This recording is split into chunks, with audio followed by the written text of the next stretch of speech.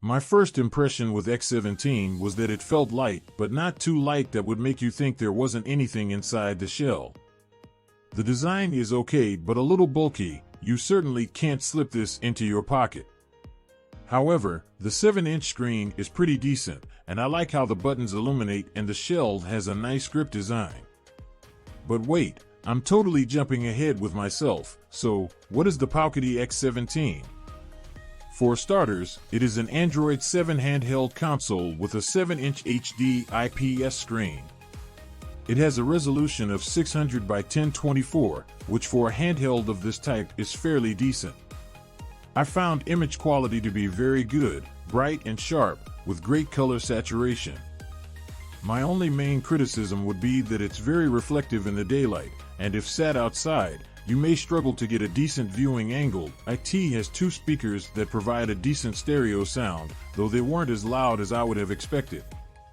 It has a 4000 mAh rechargeable battery, which should provide around 6 hours of playtime, but this will depend on what you are playing, as Android games will draw more power. The PowKiddy X17 has button controls, as well as touch.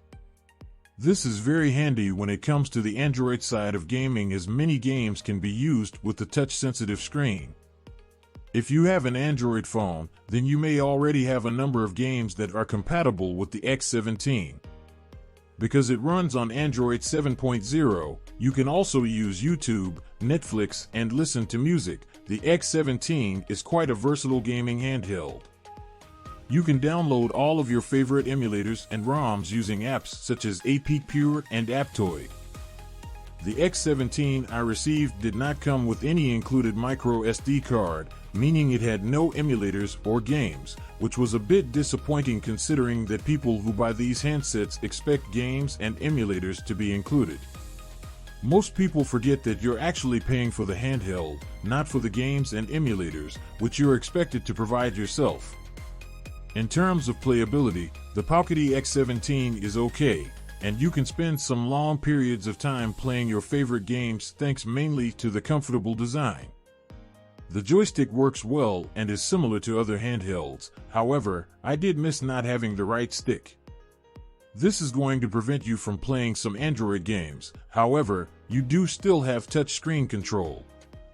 The D-pad and A, B, X, Y buttons feel good to use, though they don't have that clicky feel to them, which I sort of missed.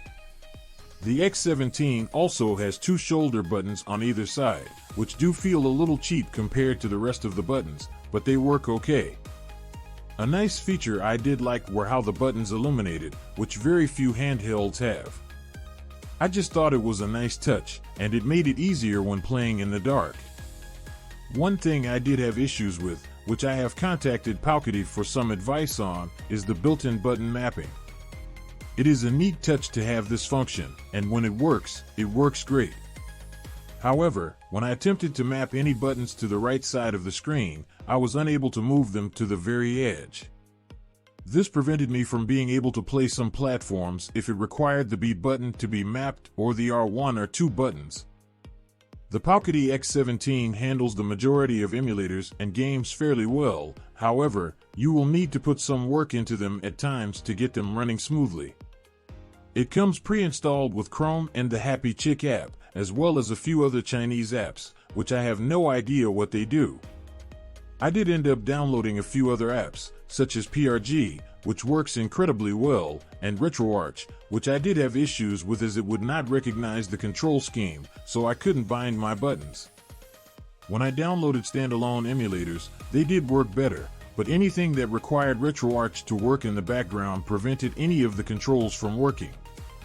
And whilst I could use the built-in button mapping, the issue I had with the right side of the screen prevented me from mapping all of the buttons.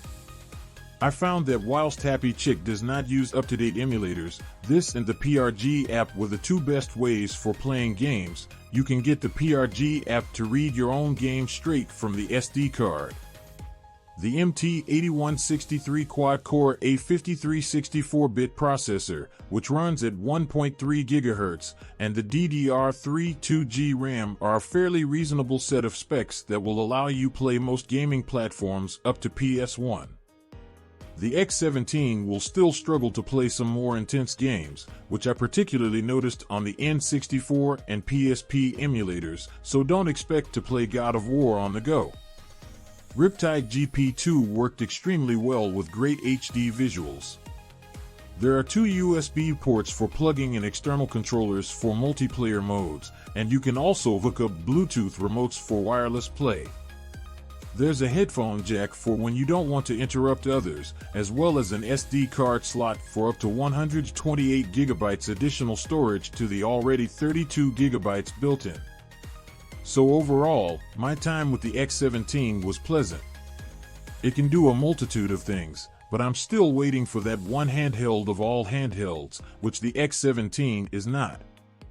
I'm hoping PowKiddy are able to assist with the button mapping issue, and I totally gave up on the RetroArch app, which is a shame as it is usually integral for smooth playing of retro games. The X17 is a decent attempt at hybrid gaming, and I have played far worse in the past. It is lacking in some areas, but there are far worse gaming handhelds out there compared to the X17,